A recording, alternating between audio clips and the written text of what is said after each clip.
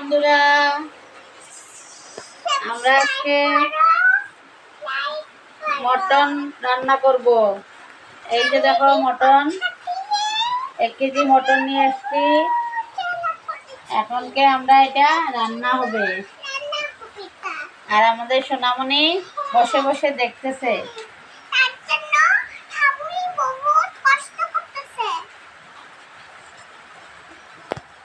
বাইরে বৃষ্টি পড়তে আছে, এর জন্য আজকে দিনটা ঠান্ডা আছে বন্ধুরা, এর জন্য আমরা মাংস নিয়ে আসছি।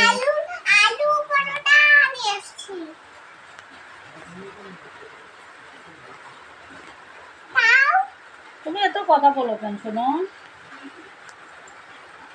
বসো। তুমি মটন খাবে? তোমাকে দিলে তো তখন তুমি খাও না, তখন তো খাবে। আজকে কিন্তু খেতে হবে, কিন্তু টেস্টি টেস্টি করে বানাবে।